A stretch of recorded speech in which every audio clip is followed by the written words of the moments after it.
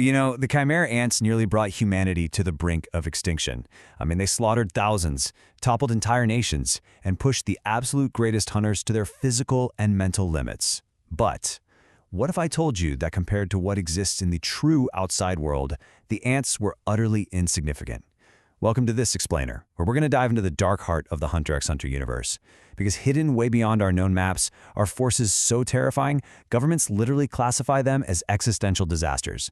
We're talking about the 5 great calamities. When you actually look at the official classifications, the contrast is just mind-blowing. The Chimera ants, right? A species capable of rapid biological assimilation and global domination. The Hunter Association only ranks their threat level as a B. But the 5 great calamities? They officially sit at threat ranks of A and B+. Think about that for a second. The governments of the world consider these unknown entities to be a far, far greater threat to human survival than Meruem ever was. Chapter 1. Beyond the Known World. To even begin to wrap our heads around this cosmic horror, we have to completely shatter our understanding of the map. Everything we know, human civilization, all its history, its politics, the Hunter Association, it's all completely insignificant on a planetary scale. We actually just live on a tiny cluster of islands nestled inside this colossal body of water called Lake Mobius. And Lake Mobius, it's literally just a single lake sitting inside the true landmass, the Dark Continent. We are existing in this microscopic, sheltered little bubble, completely surrounded by an unconquerable wilderness. Which brings us to Chapter 2, A History of Slaughter. Now, humanity, being humanity, we couldn't just stay put in our little bubble, right? The V5 nations wanted resources. They wanted glory from this unknown wilderness. And the result of that greed? 0.04%.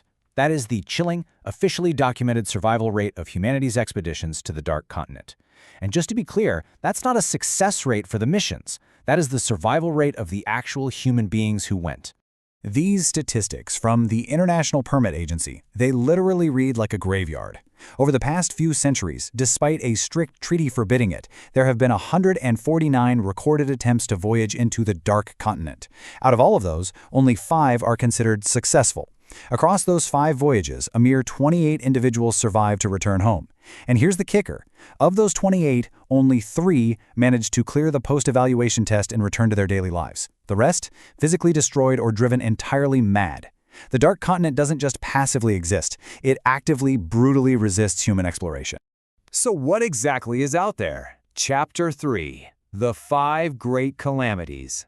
If we pull back the curtain on these declassified dossiers, we can see exactly what slaughtered those expedition teams. This rigorous ecological classification chart shows us that these aren't just random giant monsters. They are highly specific, world-ending disasters.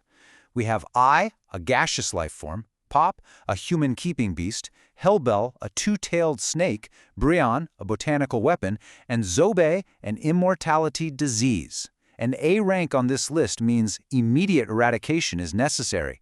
But the absolute most terrifying part? The method for eradication is completely unknown.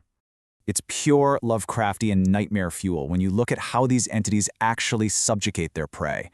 The V5 nations went out looking for miracle cures and infinite energy. Instead, they found things like Pop, a creature that shrinks human victims down to the size of dolls, inserts feelers into their skulls and keeps them as blissed-out pets. Or AI, a being of codependence that instantly wrings human bodies into twisted, crushed messes. Or Hellbell, a snake that doesn't just kill you but infects your mind with an uncontrollable homicidal madness. These things bypass human strength entirely, turning our own minds and bodies into our biggest vulnerabilities.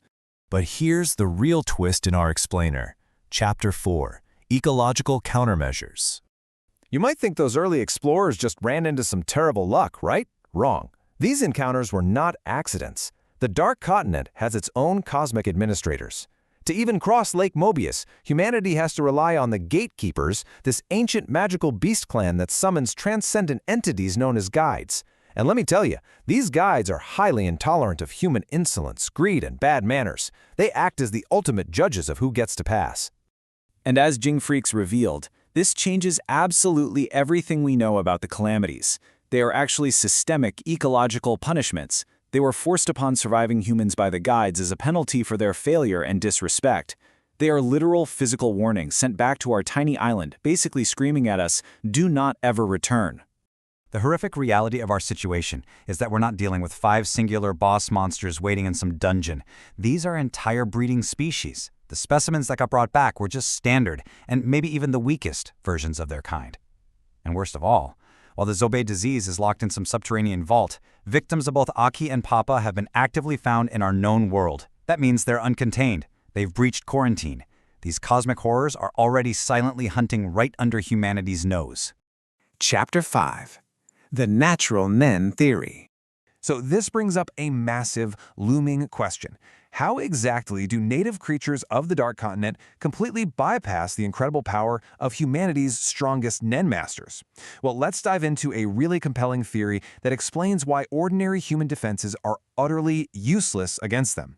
What if, on the Dark Continent, Nen isn't some secret martial art you have to train for? What if it's just a baseline biological requirement for survival? Look at how the evidence for this builds up. First, we have Aluka Zoldyck, who is deeply theorized to be possessed by the entity I.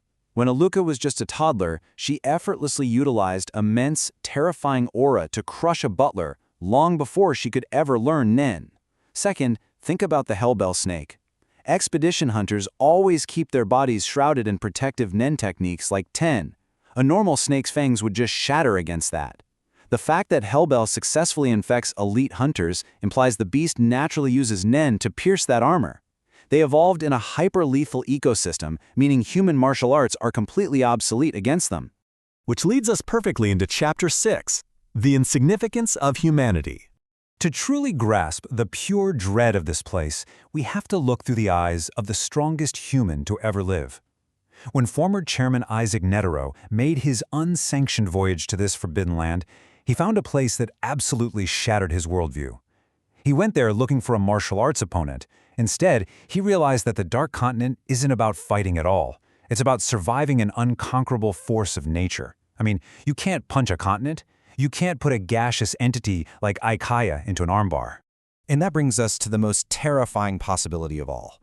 What if the 5 great calamities aren't just separate, random species?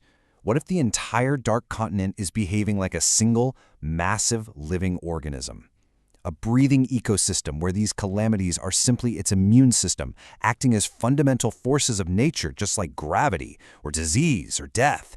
So I'll leave you with this final, chilling thought to take away. If the Dark Continent truly is a living immune system, then humanity's greatest mistake is arrogantly believing that we are the conquerors meant to claim it, rather than the virus it is actively trying to eradicate.